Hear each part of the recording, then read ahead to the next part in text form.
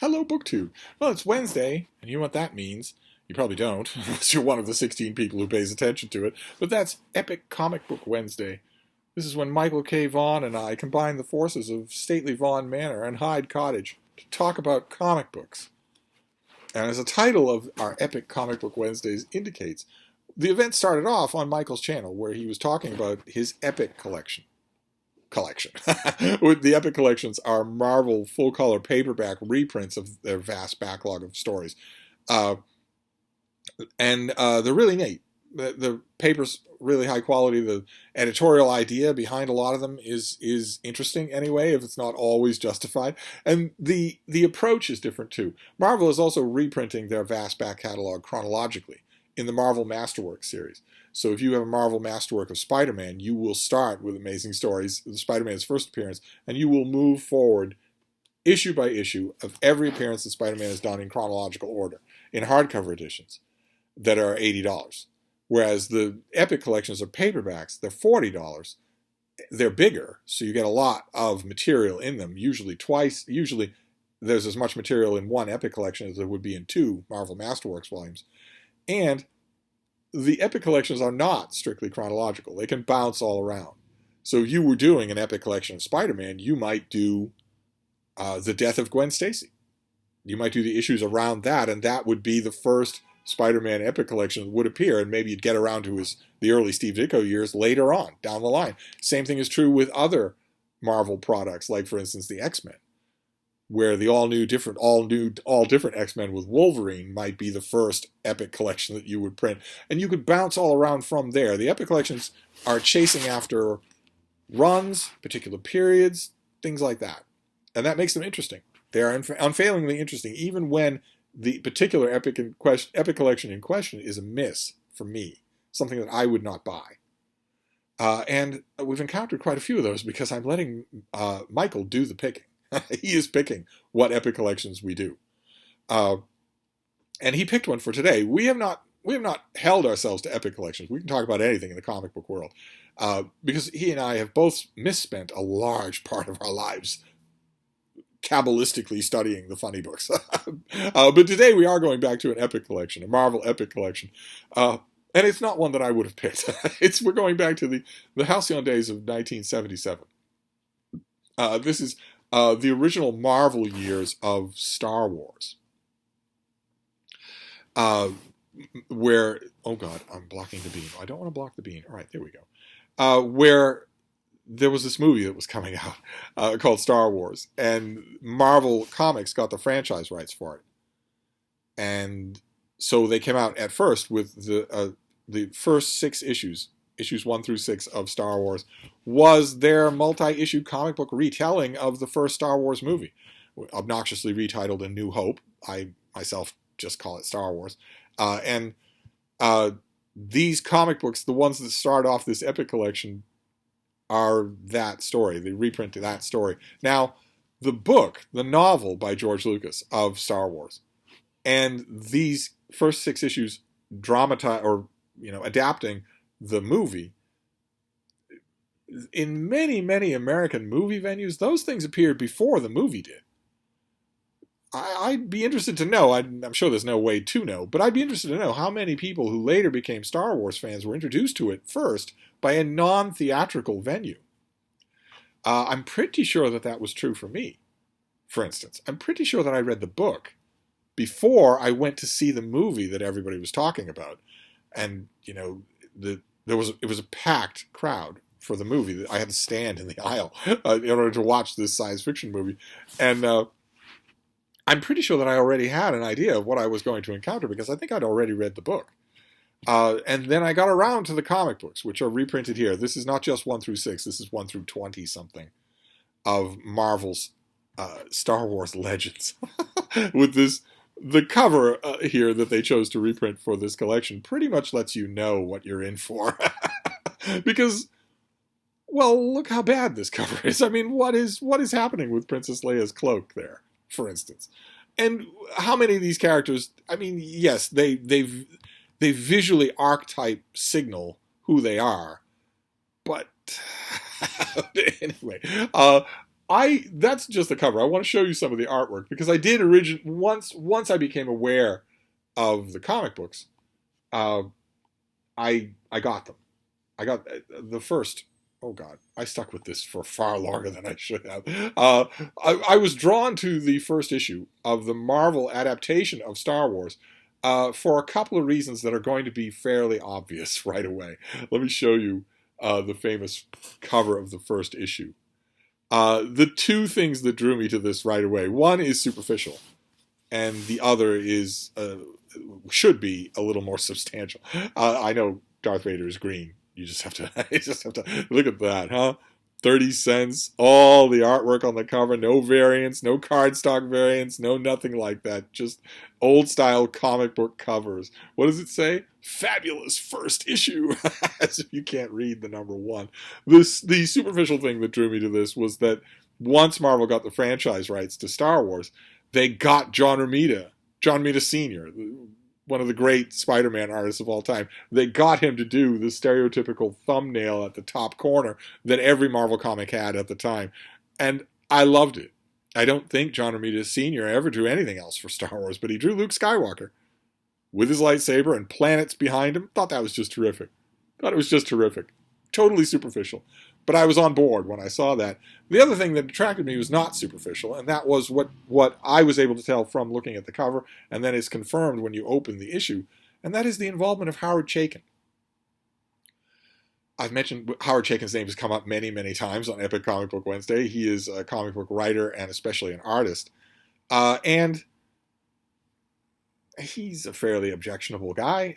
You are, in his comic books, especially the ones he writes himself, you are almost certainly going to encounter raunchy stuff, rated R stuff, rampant misogyny. You're almost certainly going to encounter stuff like that. I maintain that in cases like that, you don't have much explaining to do. If you like the artist, then you realize that you have to put up with things. All artists make you put up with things. Some things are worse than others to put up with. And sometimes when Chaykin is left to his own devices without any writing editor, those things are so bad that there are Howard Chaykin productions that I have just ignored. I've got a small taste of them and just left them widely alone. Not always. For instance, in his video about this Epic collection today, I'll leave a link to Michael's video, but he mentions Howard Chaykin's production of The Shadow, the old pulp character, The Shadow. Howard Chaykin did a 4-issue miniseries where he adapts the character to the modern day and tells a new Shadow story. And Michael sounded very hands-off about that whole production, and I understand why, because it has all of the tics, the narrative tics that I'm talking about.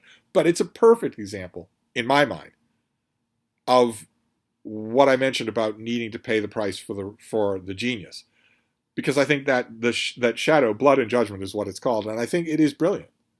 Yes, it has Howard Chaykin's narrative tics to it.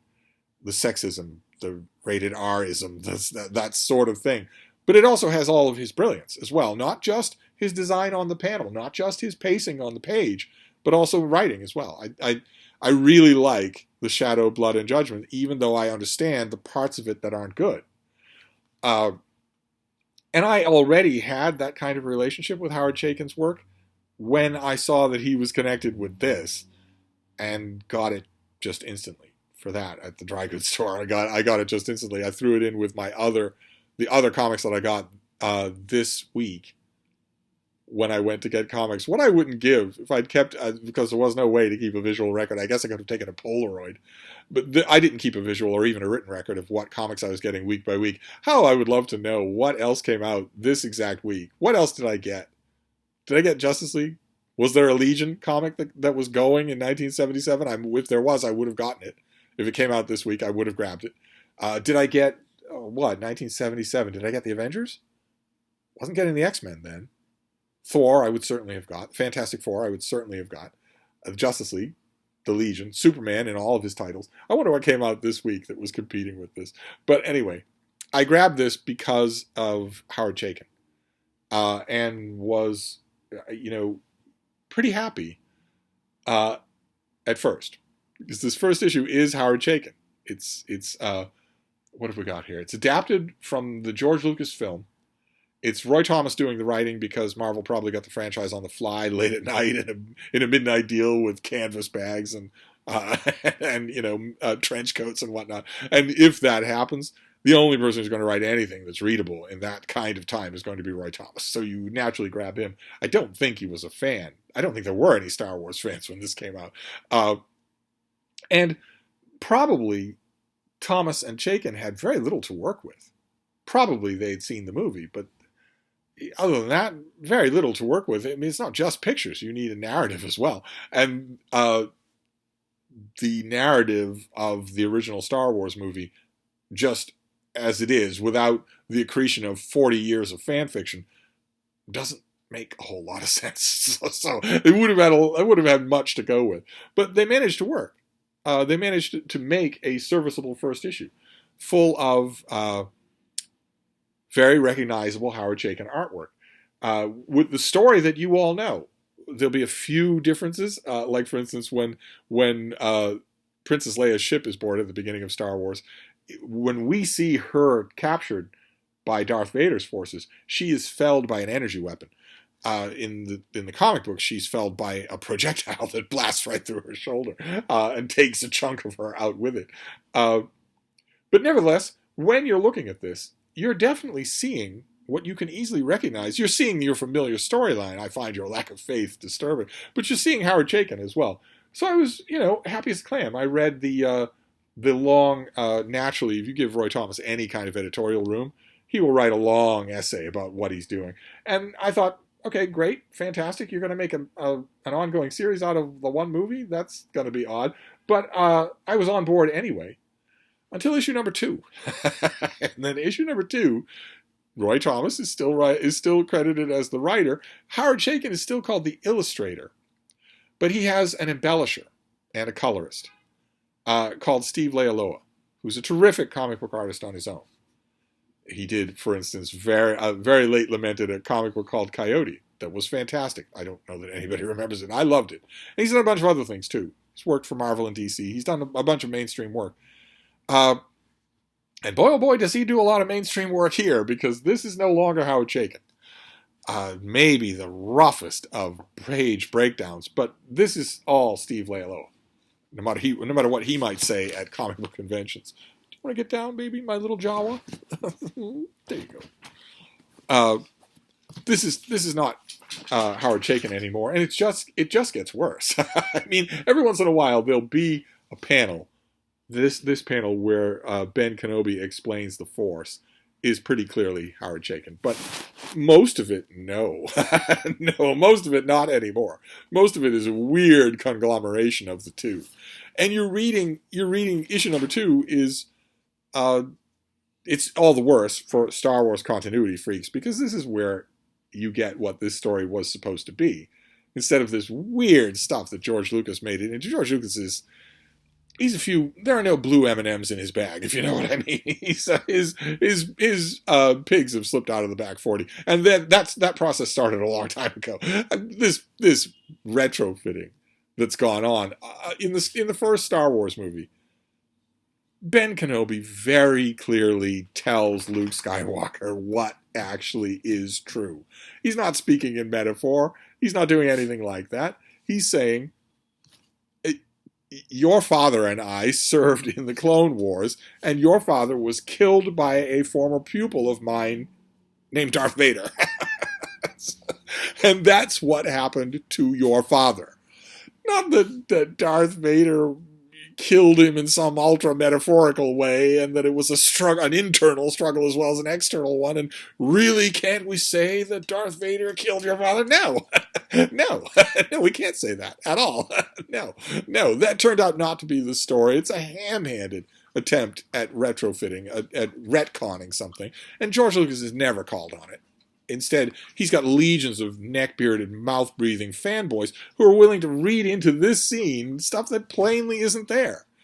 Not that, I still kept reading, but oh my, book 2, as these issues go on, the problem gets much worse. Much, much worse. Let me show you what I mean. This is, here, let's go to, the price had already gone up to 35 cents. Let's go up to issue number 8. That is the opening page of issue number 8. What are we told? The writer is still Roy Thomas. The artist / co-plotter is Howard Chaykin. And here we have embellisher Tom Palmer. That is Tom Palmer artwork. That is not Howard Chaykin artwork. There is no part. Artist co-plotter. Okay, you might be drawing a check as a co-plotter. How you could be a co-plotter on a script that's already been handed to you that you can't change, I don't know. But when these issues went on, suddenly I realized that I wasn't looking at what I had been told at all. And with these later issues, you get a main problem anyway, which is that when you're done with the first 6 issues, you're done with Star Wars. And where does that leave you? Well, I'll show you. I'll show you where that leaves you. It leaves you at the beginning of issue number 7. The beginning of issue number 7 is Han Solo and Chewbacca saying goodbye. Say, well, it was great, blowing up that Death Star thing was great. And here, Princess Leia is saying, once Darth Vader establishes contact with the Empire again, the Yavin system will no longer be safe for us. The rebellion must continue elsewhere, even without you, Han.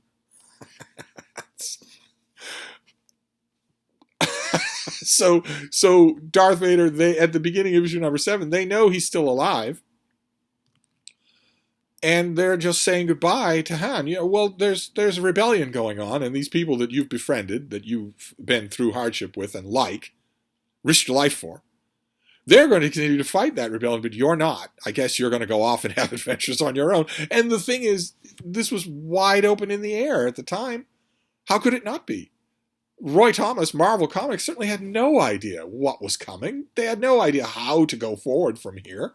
They just had to make up stuff on their own. They had to make up stuff on their own.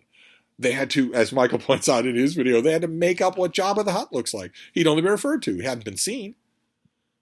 And what else, right? They had to make sense of the very small number of breadcrumbs that were given in the first movie. Princess Leia in the first movie says the Imperial Senate will be outraged that you have taken my ship captive. If there's an empire, how's there an Imperial Senate? Are she and Darth Vader on the same team, or are they not? And if she's part of the Imperial Senate and is free to speak with them about their outrage, then how could she be part of the Rebel Alliance? And so on and so on. It's just words. It's just words all jumbled together because it was meant to be a dumb adventure movie, not the Old Testament, not the Book of Daniel, not the foundation of a modern religion. It wasn't ever meant to be that originally, right? Which is famously why Harrison Ford quipped to George Lucas that this is nonsense. You might be fine for you to write it, but it's a much different thing for me to say it. It's all junk. It's all nonsense. If you watch early interviews with Alec Guinness before he started getting the money, you'll hear him saying the same thing. This is just children's nonsense. This is a children's movie. It isn't supposed to make any sense, and it doesn't. In that first movie, it doesn't make any sense at all. What is actually going on in that movie, in that first movie? Princess Leia Organa is part of some sort of government. She's threatening Darth Vader with government reprisal for what he's doing. But Grand Moff Tarkin, is he part of the government? He's telling us the Imperial Senate has been dissolved.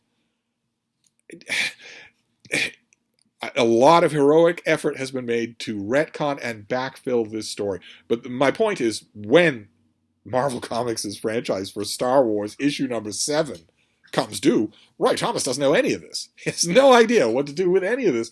What does he do? Well, he gives us Luke sort of having half-hearted adventures as part of the rebellion. He can't really do much more. But he makes what I guess to him must have seemed in 1977 the only sensible decision, which is to let's have some Han Solo adventures. He can go off and have all sorts of generic science fiction adventures that won't impinge on anything. As long as I don't kill him or Chewbacca, I'm free to give him all sorts of new characters and new adventures, and that will be fine.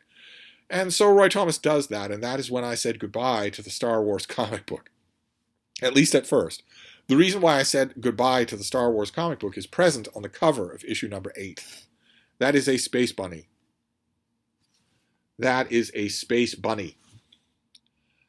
And that's when I said goodbye to the Star Wars comic. I thought, all right, well, Roy Thomas at the time was writing like 6 comic books every month, and I thought, if you're not giving me Howard Chaykin artwork, and if obviously Howard Chaykin had nothing to do with the writing of this thing, and if Roy Thomas had only barely enough attention involved in the writing of this thing to give us a space bunny, then I don't really need to be reading Star Wars comic books, do I? And in fact, I think I remember thinking, and maybe even saying, I'll just wait for the next movie.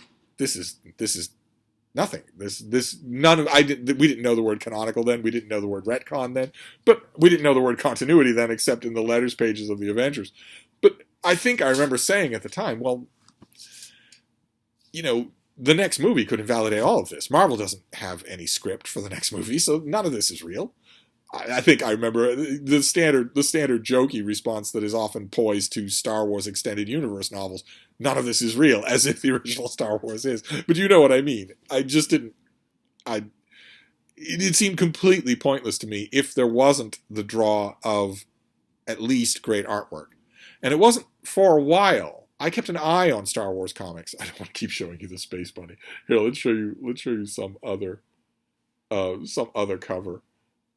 They don't get a whole lot better. They really don't get a whole lot better.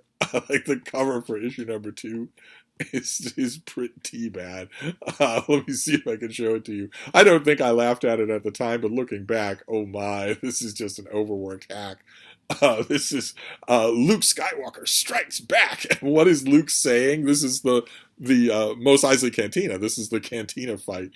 But it suddenly become this laser blasting Donnybrook, and Luke Skywalker saying, "Swing that lightsaber, Ben, or we're finished." Pretty bad. Pretty awful. At least we still have the John Romita Sr. square up at the top there. We still have an idea of what this would have been if it had been a real Marvel comic. But what was I going to say? Oh, right. I kept an eye on Star Wars, even though I wasn't buying it anymore. I kept an eye on it. And later on, they started realizing, these are separate from the movies. Maybe they're not making a whole lot of money, so we'll bring in other people and let them have a slightly freer hand. You can't kill any of the major characters. You can't radically change any of the major characters, but you can have some fun. You can switch things up to your heart's content. And they did that later on. I don't know that these original epic collections of the Marvel Legends actually get that far. But there were later issues that were drawn by Ron Frenz, who's a terrific artist. And some of them were very, very good. Maybe half a dozen of them were very, very good. There was one issue in particular, where a droid sacrifices itself. And it's beautifully done. Beautifully written and also beautifully drawn. I wish I could find that issue. I have that individual issue in a box somewhere, but I'm sure that it's in one of these collections. But I'm not going to go hunting around the collections for only 2 or 3 issues that are any good. Most of these are terrible. And once again, if I may say so, and I may, since it's my channel, once again, Micheal K Vaughan is the first to admit that these issues are terrible. I mean, later on, when the Marvel franchise continues, they get Al Williamson to do the artwork. He's great. He's a legend. It's still not canonical. It's still weird because it's the characters doing and encountering all sorts of things that are going to be invalidated by later movies and later books and later comics, so that they're not canonical. You don't even know what you're reading. Fan fiction. You're reading illustrated fan fiction. But at least if Al Williamson's drawing it, then you're getting good, well-illustrated stuff. I'd get a collection of his artwork any day. But I might point out, Micheal K Vaughan holds this up, and naturally, because it's Micheal K Vaughan, he also holds up all the other Marvel epic collections of their original run on Star Wars, while at the same time telling you that they aren't any good. And just when you think, all right, well, maybe him saying that is him realizing that, maybe this is a kind of self-intervention. No. He's no sooner finished saying that than he says, I think there might be another one of these, a 6th one of these that's due to come out. And you can hear in his voice that he plans on buying it the day it shows up, even though he knows it's bad. It's like I've said many, many times. Are we 100% sure that Stately Vaughn Manor is not, in fact, Arkham Asylum? Are we 100% sure of that? But anyway, that's your comic book for today. It's Marvel Comics' original adaptation of Star Wars, which was easy peasy sailing for the first 6 issues because they were given a script, a movie, even storyboards, which Chaykin didn't follow in that first issue, but which are pretty faithfully followed in a lot of subsequent issues by Steve Lelio.